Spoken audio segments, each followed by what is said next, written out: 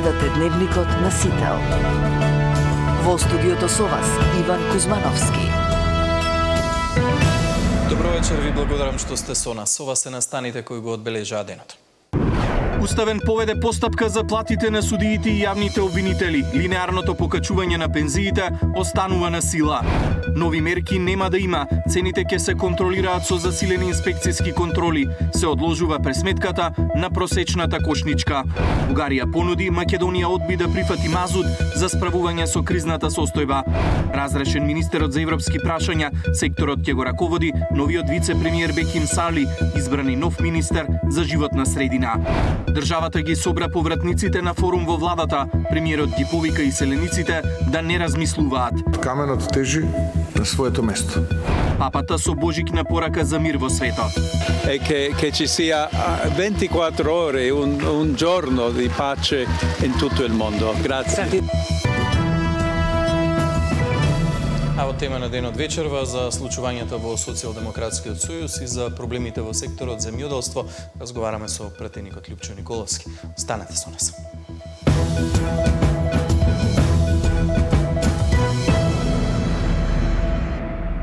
Владата не им одобри, па за поголеми плати побараа помош од колегите. Уставниот суд на денешната седница донесе одлука да поведе постапка за платите на судиите и јавните обвинители, откако ја прифатија претставката со која се оспоруваат коефициентите за пресметка на платите.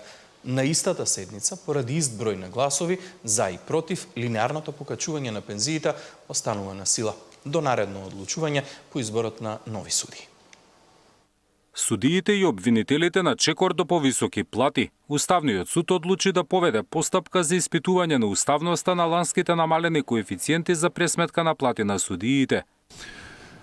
Мнозинството судии сметаат дека со тој закон се навлегува во независноста и во самостојноста на судската власт од страна на извршната и од страна на законодавната власт. Платите на судиите не е техничко прашање, туку е статусно прашање нераскинливо врзано со нивната независност и самостојност. Под лупа на Уставниот суд оди и намалувањето на коефициентите за обвинителите. Според Уставен, пониските плати заради намалување на коефициентите влијаат на успешноста во извршување на работните обврски на јавните обвинители. Со овие одредби со кои се намалуваат коефициентите се врши директен упад во финансиската независност на јавното обвинителство. Во Законот за јавното обвинителство изрична форма и во изрична форма има одредба со која се вели и со која се уредува прашањето дека платите на јавните обвинители не сме да се намалуваат. Од Уставен велат свесни се дека нивната одлука ќе предизвика реакции, но како што велат, меѓународните стандарди гарантирале дека во текот на работниот век на судиите забрането е намалување на нивните плати. Но во март годинава за истите иницијативи Уставен донесе спротивна одлука и тогаш се бараше при испитување на коефициентите, но според судот и покрај намалувањето, судиите и обвинителите и понатаму земале плата според нивниот статус. Не била загрозена ниту самостојноста и независноста на правосудството. Уставен не донесе одлука за линеарното зголемување на пензиите, откако претходно мнозинство од судиите гласаа за да се поведе постапка, денеска беа 4:4. Одлука за илјадарката од октомври и таа во април ќе има поцелосно екипирање на судот кој сега работи со 20 судии помалку. Зоран Јаневски, Сител телевизија. Нови мерки за намалување на цените пред празници нема да има, потврди министерот за економија. Дурмиши вели дека злоупотребите на трговците ќе се контролираат со засилени инспекцијски контроли. Иако беше најавена од јануари, сепак се одложува пресметката на просечната кошничка. Владата се уште ги чекала мислењата од синдикатите и од работодавачите. Се одложува просечната потрошувачка кошничка што ќе ја пресметува државата. Методологијата е готова и требаше да се применува од јануари, ама се уште се чека мислење од синдикатите и работодавачите, вели министерот за економија. Кошничката им била доставена на увид и на двете страни пред локалните избори, за ако имаат да достават забелешки. Но Дурмиши вели дека засега не се изјасниле ни едните ни другите. Ако и следниот месец не дадат мислење, владата ќе ја објави таква каква што е. Кошничката е всушност математика што ќе ја прави државата и ќе треба да покаже колку пари му требаат на едно 4-члено семејство, за да го истурка месецот. Нешто налик на минималната синдикална кошница. Планот е да се објавува секој месец и да им служи на институциите при креирањето на идните економски политики. А додека почне пресметката за време на новогодишните и божикните празници, мерки за цените ќе нема, но ќе има засилени контроли. Пазарна инспекција е на терен и прави контроли. Ви информирам дека само за 2025 година има направено рекордни контроли од 25.000 контроли, каде што има пишано околу 2,5 милиони евро казни за сите трговци и целата држава кои не ја почитуваат законот или не се однесуваат според своите рамки или ги покачуваат цените. Министерот за економија на брифинг потврди дека очекува поскапената струја да повлече раст на цените и на основните производи. Тоа е нормална појава, рече Дурмиши. Вчера регулаторната комисија одлучи струјата од 1 јануари да поскапи од 2,45 до 3,84%, што на просечна сметка по блокови ќе значи скок од 57 до 900 денари. Мартин Арсов, Сител телевизија. По прогласувањето на кризна состојба во снабдувањето со струја, бугарската влада по насоки на премиерот, а преку министерот за надворешни работи понудила да обезбеди мазут за Македонија. Македонската влада одби тврдејќи дека има доволно во стоковите резерви. Опозицијата пак обвинува дека зад одлуката на владата се кријат планови за криминални тендери. Бугарија ни понуди мазут за надминување на кризната состојба. Македонската влада одби. За да се обезбеди нормално снабдување со електрична енергија, премиерот во оставка Желјазков преку бугарскиот министер за надворешни работи, во знак на добрососедство и солидарност, му понудиле снабдување со мазут на министерот Муцунски, но од владата велат во моментов помош не ни треба. Ве информираме дека државата во моментов не се наоѓа во ситуација во која има потреба од ваков тип на помош. Државата не е во фаза на чекање помош од надвор, туку со сите своји расположливи капацитети. Ево можност да ја одржува состојбата стабилна на полето на енергетиката. За да нема рестрикции на струја, по барање на ЕСАМ, владата вчера прогласи кризна состојба. Во следните 7 дена мазут ќе се користи од државните резерви, без надоместок, а ЕСАМ има обврска за трошењето на нафтениот дериват да доставува извештај до владата и Министерството за финансии. Во меѓувреме опозицијската СДСМ прашува зошто навреме не е обезбеден мазут и кој ќе профитира од тендерите за набавка на овој енергенс. Се сомневаат дека веќе избрана фирма за снабдување со мазут. Бараат јавното обвинителство да отвори истрага веднаш за загубите во ЕСМ. СДСМ бара јавното обвинителство веднаш да отвори истрага за овие загуби од 100 милиони евра и да утврди одговорност. Кој ќе одговара за загубите од над 100 милиони евра? Кој профитира од увозот на струја? Кој заработува додека народот плаќа? Одговорност мора да има. Од ВМРО ДПМН возвратија дека СДСМ немаат кредибилитет да зборуваат за енергетскиот сектор, затоа што за поранешниот директор на ЕСМ, Васко Ковачевски, веќе има кривична пријава за злоупотреба и истиот е во бегство, додека сегашниот лидер на партијата, Венко Филипче, се возел во поклонето Ауди од снабдувач со јаглен на ЕСМ. Наташа Мерсовска, Сител телевизија. Разрешен министерот за европски прашања, секторот ќе го раководи новиот вице-премиер Беким Сали, избран и нов министер за животна средина. Државата ги собра повратниците на форум во владата, премиерот ги повика и селениците да не размислуваат. Каменот тежи на своето место.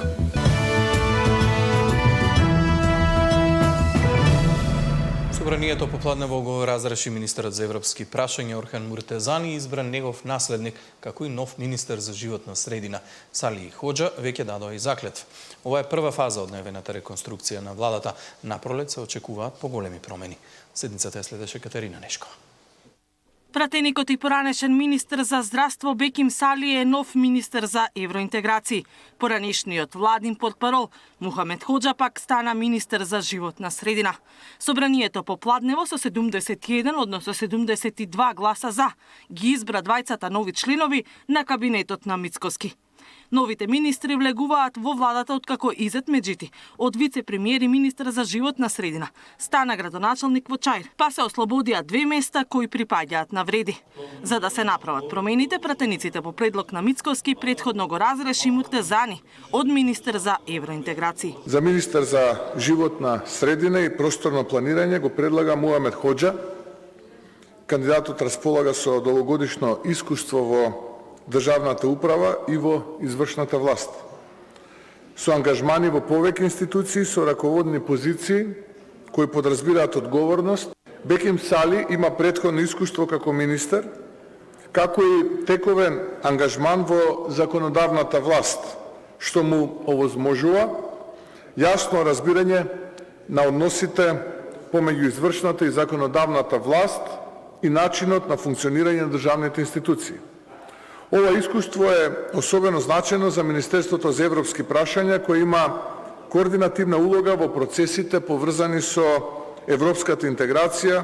Дозволете ми тука да му се заблагодарам и на претходниот министер за европски прашања, господинот Орхан Муртезани. А Орхан ќе биде дел од мојот кабинет во иднина и ќе го координира процесот на следење на исполнување на реформската агенда. Од Вреди ги бранеа своите нови министри, велејќи дека се луѓе со професионален капацитет кој е вреден за функциите. Господинот Хоџа не доаѓа да започне од нула или да ги покрие недостатоците или пропустите на менатиот министер. Тој доаѓа да ги затвори илегалните депонии, да ги спроведе стратешките планови. Предлогот за Беким Сали како прв заменик премиер и министер за европски прашања доаѓа во еден одлучувачки момент за евроинтеграција на државата. Опозицијата пак смета дека се работи за рециклирани кадри и дека смените во владата не се за подобрување на незината работа, туку само козметички.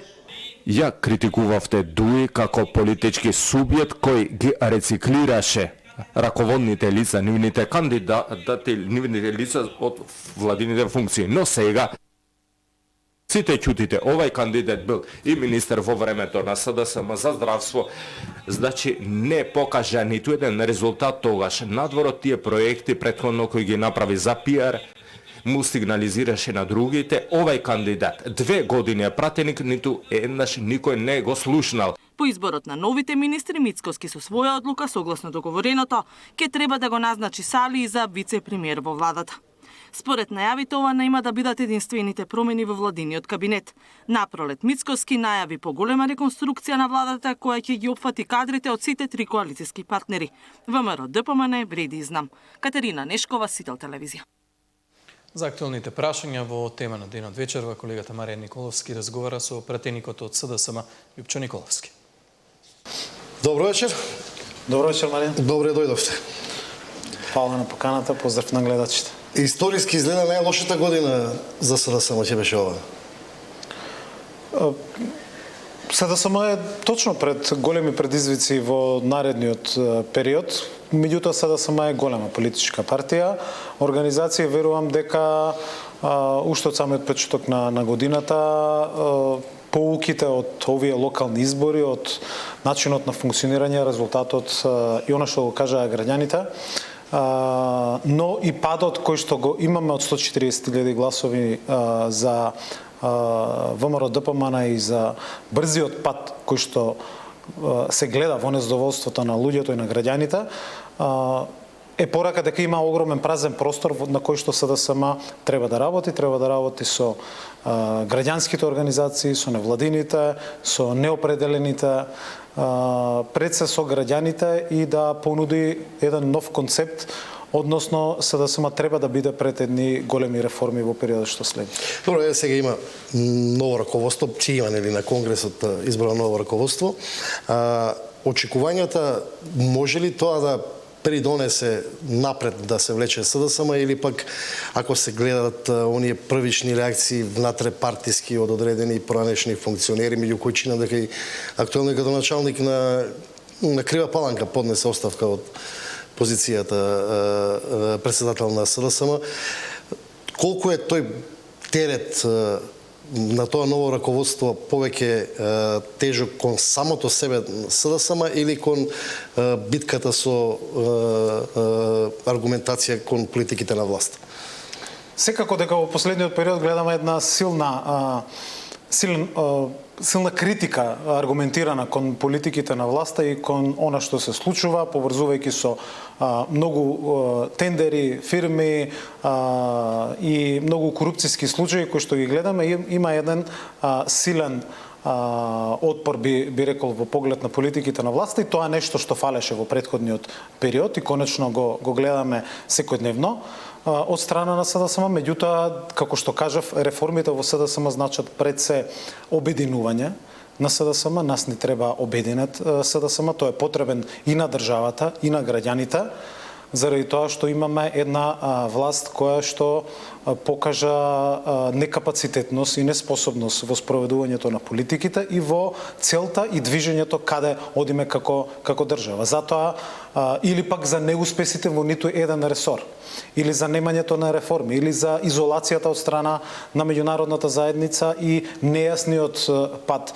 по кој што одиме додека целиот регион оди напред. Албанија и Црна Гора се пред вратите на Европската унија, ние буквално заостануваме сега со останатите земји од регионот, а на времето бевме и пред Хрватска. Затоа СДСМ со едно големо обединување на сите структури кои што ќе бидат репрезент во раководството, во телата, во органите, во извршниот одбор, во централниот одбор и така натаму, меѓутоа и со промоција на една нова политичка култура.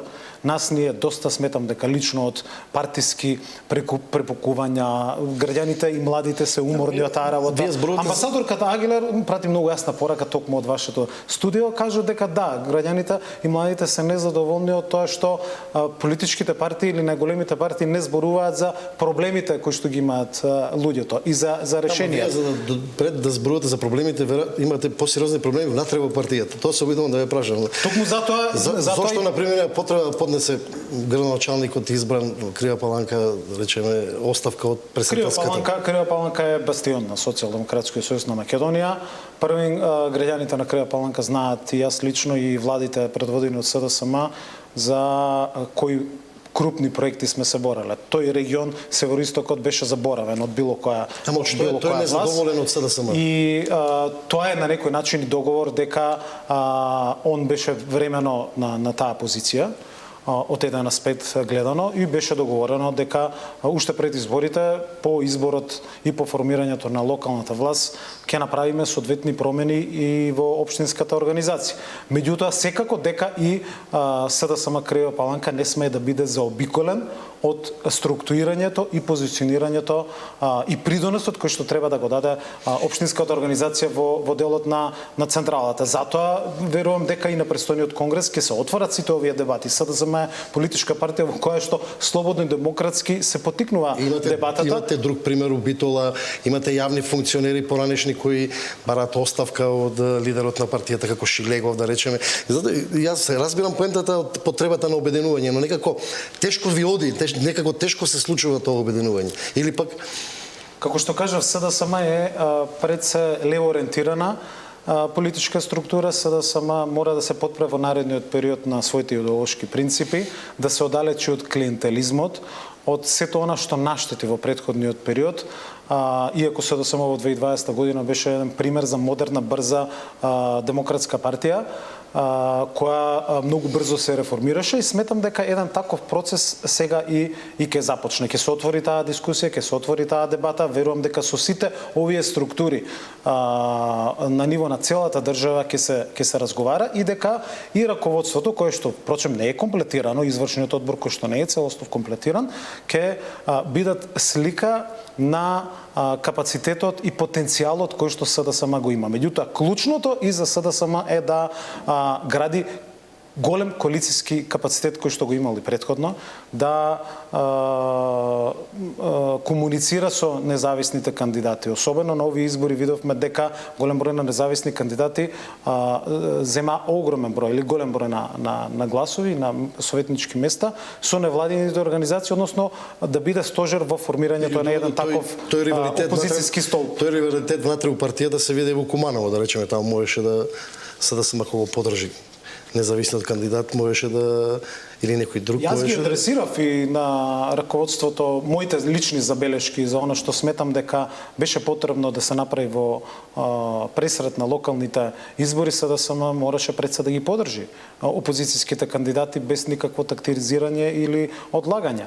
СДСМ зошто не се случи тоа? СДСМ тоа се прашање на раководството, јас не сум дел од раководството. Меѓутоа верувам дека после локалните избори токму овие пораки кои што беа пратени и резултатите ќе бидат основа за градењето на новите одлуки и на новите органи, капацитети и на новиот начин на функционирање на СДСМ. Не е само промената на кадрите дека ќе го воздигнат СДСМ, туку и промената на начинот на размислување, на промоцијата на таа нова политичка култура, на новите теми кои што треба да бидат отворени во општеството. Ние треба да разговараме и за идеолошките, но и за перспективите на државата и нема кој друг. Повторно СДСМ е таа голема политичка структура и организација. Јас верувам во тој процес кој што следи, вклучително и во дискусиите, дебатите и одлуките кои што Конгресот ќе ги носи на крајот на јануари и дека ќе ја започнеме годината со едно такво консолидирање и обединување на сите структури во СДСМ и секако потоа следи и она што кажам, градењето на коалицијскиот потенцијал и на сите оние кои што се незадоволни од политиките на оваа власт. Спомнате дека не сте дел од раководството, нема место за вас таму или не сакавте вие? Јас бев дел од раководството на СДСМ и во период кога бев после 18 години Социјалдемократски сојуз на Македонија победи на парламентарни избори, нашите членови, симпатизери, поддржувачи на СДСМ знаат добро како функционирал системски СДСМ кога бев генерален секретар и кога навистина функционираше многу брзо и соодветно на тековите и на модерните времиња на Социјалдемократскиот сојуз на Македонија и секогаш сум тука да дадам допринос и да помогнам да повторно СДСМ биде модерна. Директно прашањето, немаше место за вас или не сакавте вие да бидете дел од новото раководство? Воопшто во овој момент не сме дискутирале за таа тема. А би прифатили ли да речеме некоја одговорна функција? Јас сум тука кога и да треба и за било која поддршка, помош. Тоа го покажав и на овие локални избори со личниот ангажмент во Крива Паланка, со личниот ангажмент во сите општини каде што бев задужен. Јас знам структурата, членовите и затоа верувам во капацитетот на СДСМ и во соодветните, ако се спроведат соодветните реформи и се воспостави системот на функционирање на партијата на уште повисоко ниво, заедно со она што денеска го правиме, верувам дека СДСМ повторно ќе биде победничка партија. Од она политика на откривање на афери, криминал, корупција, скандали на власта, што ја почнавте како партија, според вас кој е најуспешен, речеме, дел од тие скандали кои што ги објавувате, кој има според вас голем ефект во јавноста или пак За жал гледате дека добивме одлука од Европската комисија и тоа вчера за суспендирање, односно прекин, блокада, стопирање на европските пари во делот на земјоделството. Јас уште летото овде од истото студио во Сител телевизија алармирав, но и од парламентот, од парламентарната говорница, дека со застојот на работа на предмети, со ставањето на предмети во фиоки, чекањето исто така одоговлекувањето на постапката за склучување на договорите, демотивирањето на професионалните кадри и многу други аномалии кои што беа во тој момент, од земја која што е лидер во искористеноста на ИПАР-2 програмата, која што целосно беше во период кога бев министер за земјоделство, сега доаѓаме до дното, односно имаме сериозни проблеми. И тоа се случи. Видовме дека токму таквиот начин и пристап доведе до откривање на голем корупцијски скандал и во прашање се нели 130 милиони евра или 250 милиони евра инвестиции во делот на модернизацијата на земјоделството.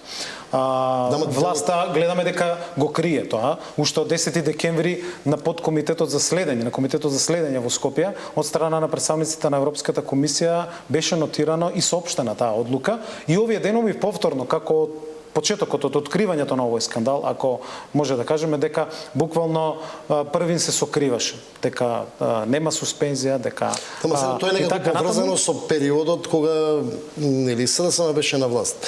Со минати наследни проекти, да нема врска тоа, речеме. Не, ова е целосно поврзано, одлуката на Европската комисија поврзана лично со ИПАР 3 договорите кои што се подпишани и реализирани од страна на директорот кој што сега е во притвор, а се вклучени, гледаме лица и од Министерството и така натаму и покрај тоа што се велеше дека нема да има стопирање, дека нема проблем, дека нема засегнати проекти, искочи дека има. Па се велеше само пред 2 дена Министерството соопшти дека воопшто не станува збор за одлуката Европската комисија за било какво стопирање на средствата. Денеска и уште од 10 декември имаме таа одлука.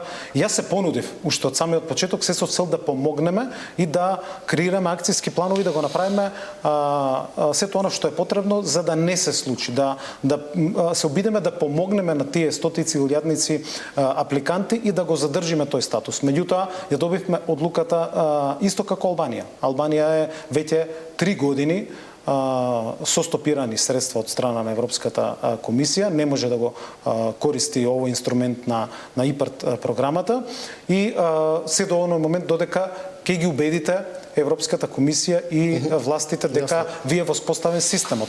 И покрај тоа што се негираше буквално сето тоа, денеска тоа ни се случи и ќе биде ова прва година во која што ќе направиме поврат на неискористените пари. 2 пати во текот на овие 15 години се случува тоа и тоа 2 пати во време на ВМРО-ДПМН. Во ИПАР 1 кој што целосно неискористен и сега во ИПАР 3. Ова беше најуспешната политика по која што бевме препознаени како држава. Власт имаше доста критики за вашето работење во Министерството за земјоделие за изминатиот период. Мета бевте на нивни делови кои што представуваа и обработуваа како афери, скандали. Се плашите ли од кривичен прогон?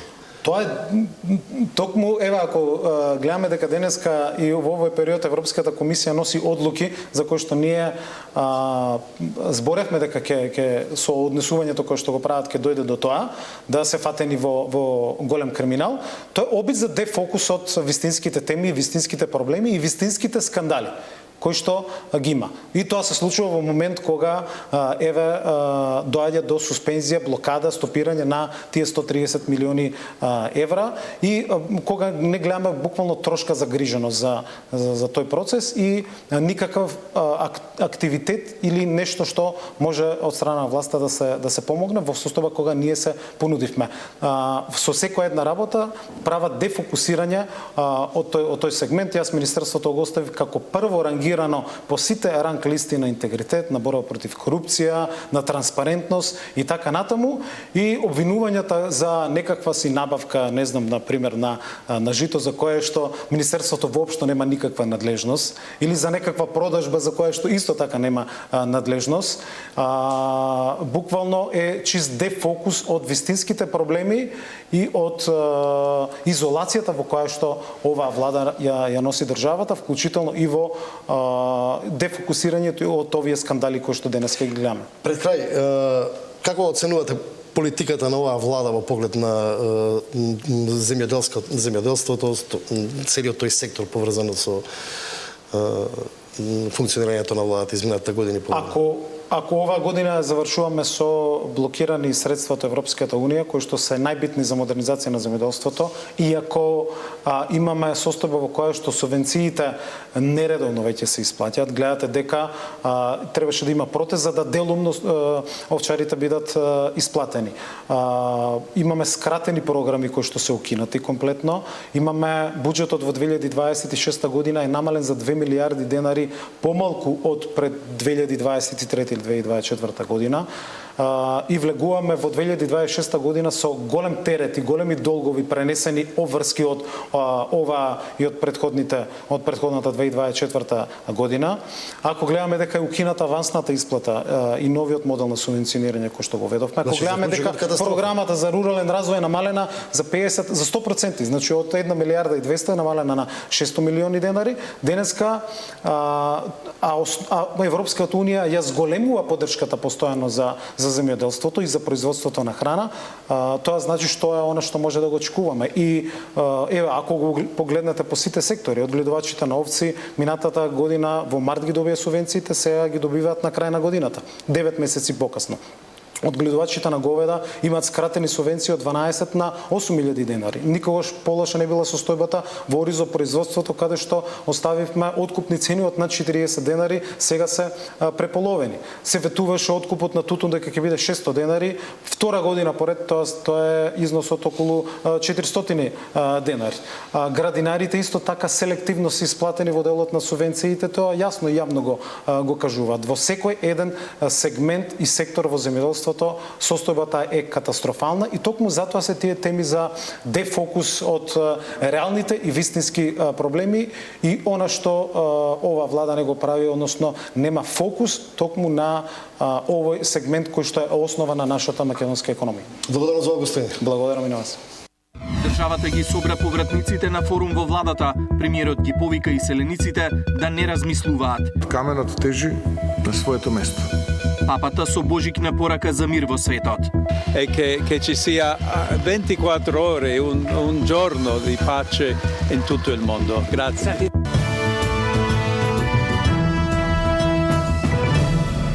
Носталгија, семејството, бизнис можностите, ефтиниот живот. Тоа се само дел од причините за иселениците да се вратат во родната земја.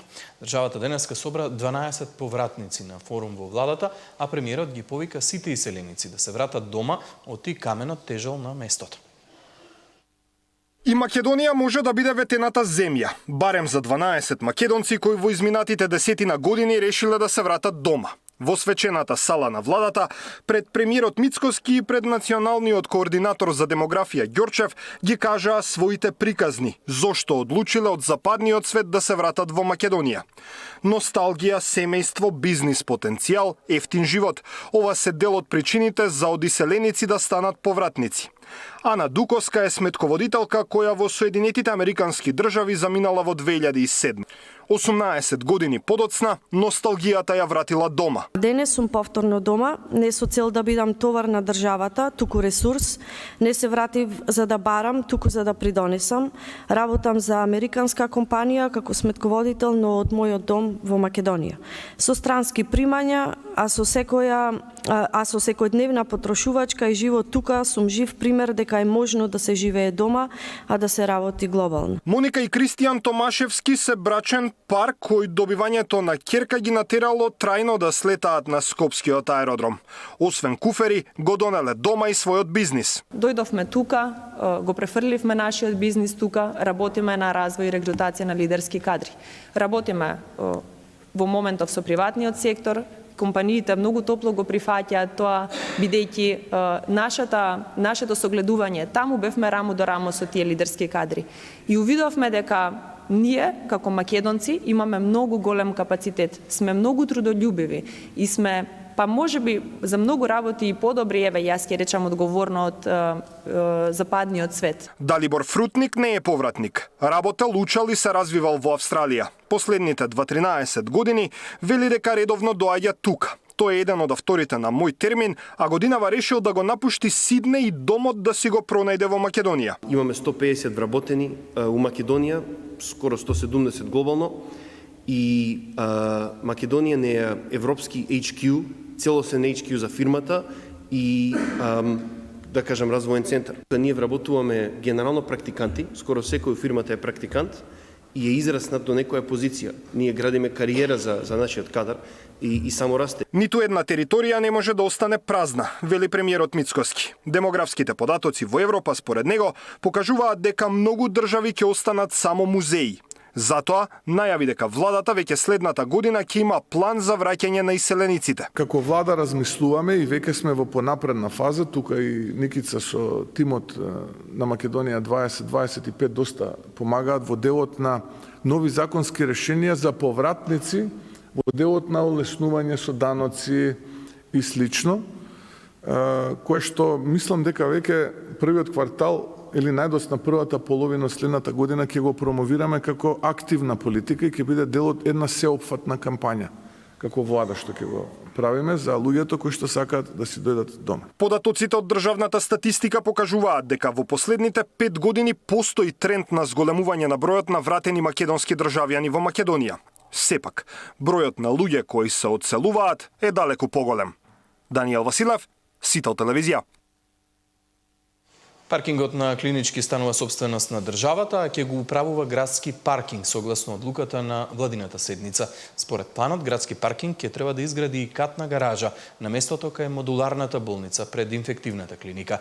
На владината седница вчера била донесена одлука за набавка и на 100 возила за итната медицинска помош, кои ќе бидат распределени низ целата држава. Решени административните пречки и паркингот на Клинички стана собственост на државата, а во иднина со него ќе управува градски паркинг Скопје. Ваква одлука била донесена на вчерашната владина седница. Министерот за здравство информира дека Скопското јавно предпријатие ќе има обврска да го модернизира просторот и да ја дигитализира апаратурата. Ќе има 400 нови паркинг места и катна гаража на местото на модуларната прединфективна. Цената за вработените ќе остане иста, а пациентите и посетителите ќе плаќаат различно, но не поскапо, уверува Алију.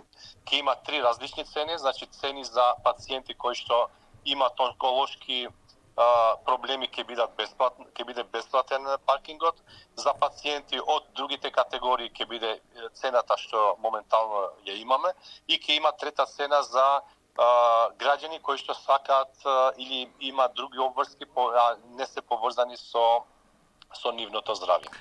Паркингот на Клинички стана децениски проблем, а ако најдете слободно место како да сте добиле на лотарија.